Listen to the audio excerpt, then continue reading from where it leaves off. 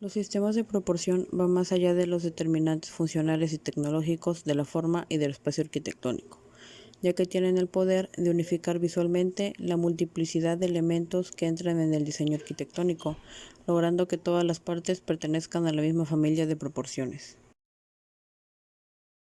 Como primer sistema de proporción encontramos la sección áurea. Esta se puede definir geométricamente como un segmento rectilíneo dividido de manera que la parte menor es a la mayor como ésta lo es al total. Algebraicamente se puede expresar mediante una ecuación de dos razones. Las propiedades que gozan explican su presencia en la arquitectura y en la estructura de los organismos vivos, ya que cualquier progresión que se base en la sección áurea será al mismo tiempo aritmética y geométrica.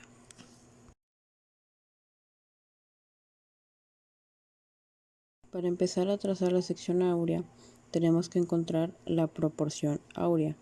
Para ello, podemos considerar un segmento de línea de una longitud x más 1, tal que la relación del segmento de línea completo x más 1 al segmento más largo x sea la misma que la relación del segmento de línea x al segmento más corto, o sea 1.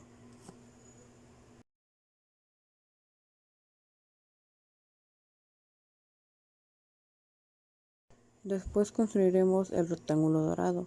Para esto necesitamos un cuadrado que puede nombrarse A, B, C y D. Después vamos a encontrar el punto medio, que lo llamaremos E, entre D y C. El siguiente paso será extender DC con el centro en E para formar el radio EB. Dibuja un arco que cruce EC extendido en C. Y a continuación construye una perpendicular en DF en F.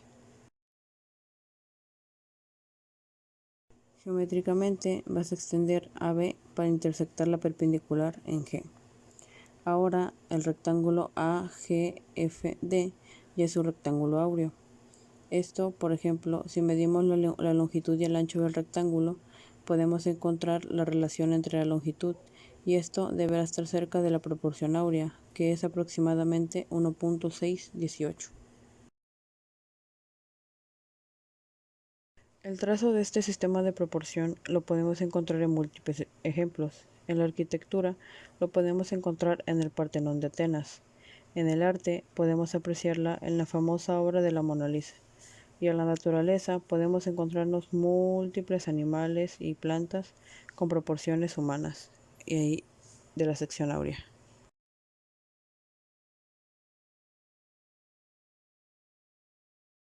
El siguiente sistema de proporción es el modulor. Le Corbusier desarrolló su sistema de proporcionalidad y lo llamó el modulor, para así obtener las dimensiones de aquello que contiene y de lo que es contenido. Consideró los medios de medida de los griegos, egipcios y otras civilizaciones como algo infinitamente rico y sutil, pues formaban parte de las matemáticas del cuerpo humano, fuente de la armonía que nos mueve, o sea, la belleza. Como principal aplicación en la arquitectura del modulor, Le Corbusier lo ejemplificó en su Unité d'Habitation en Marsella, edificada en los años 1946 a 1952. Esta obra recurre a 15 medidas del modulor para acomodar a la escala humana, un edificio de 140 metros de largo por 24 de ancho y 70 de alto. Para trazar el modulor debemos de comprender que este se compone de tres medidas principales, basadas en el hombre europeo. La altura del hombre mide 1.83, la altura del hombre con el brazo levantado de 2.26 y la altura del ombligo del hombre, que es la mitad y se refiere a 1.13. Estas tres longitudes tienen una proporción igual a la cantidad de oro una con la siguiente. El modulor también está compuesto por dos series, la serie azul y la serie roja, llamadas Fibonacci, porque la suma de los dos términos anteriores da el siguiente término.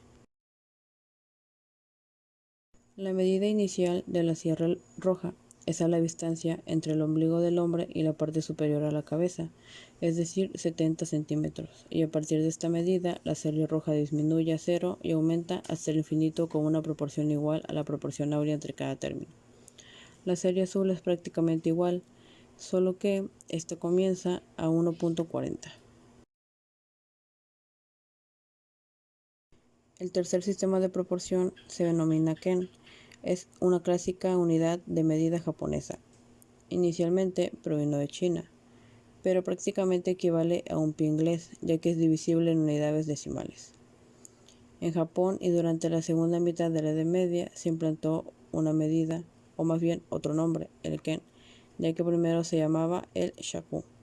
Aunque al principio solo se utilizaba para designar el valor entre dos columnas y no tenía una dimensión muy fija, pronto esta unidad se normalizó para aplicarse en la arquitectura residencial japonesa. Por ejemplo, en una vivienda típica japonesa, la trama del ken rige la estructura y la secuencia aditiva de espacio-espacio de las diferentes habitaciones. La medida del módulo relativamente es pequeño y así posibilita la disposición de espacios rectangulares. El último sistema de proporción que veremos es la serie Fibonacci. Esta es 0, 1, 2, 3, 5, 8, 13, 21, etc. Como podemos observar, empieza con 0 y 1 y tiene la propiedad de que cada número Fibonacci subsecuente es la suma de los dos números Fibonacci previos. Es decir, el 1 y el 2 dan 3, el 3 y el 2 dan 5, el 5 y el 3 8, el 8 y el 5 13, y así sucesivamente.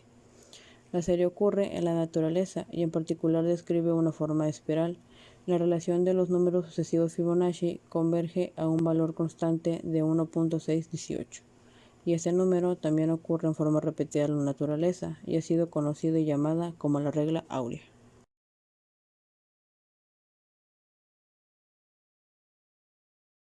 En la modernidad, esta serie destaca especialmente en Le Corbusier y en sus obras, ya que en los años 40 del siglo pasado diseñó hermosas edificaciones basadas en la proporción áurea. En la arquitectura es donde mayormente se observa la presencia del número de oro. Todas las iglesias góticas reflejan proporciones áureas y curiosamente también se ha detectado en construcciones como la Puerta de Bagdad o la Gran Muralla China.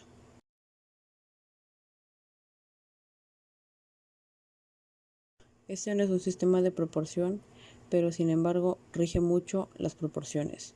Es la antropometría. La antropometría es el estudio de las medidas del cuerpo humano en todas sus posiciones y actividades, tales como alcanzar objetos.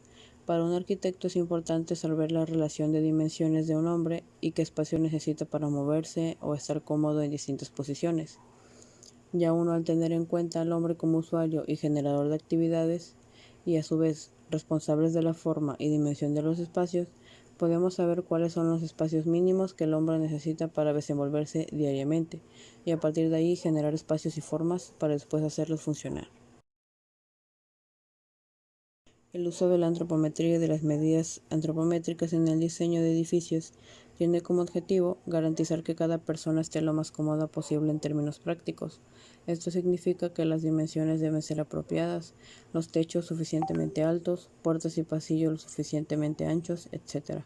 En los últimos tiempos ha adquirido una importancia particular para el diseño del lugar y la relación entre los aparatos de la misma.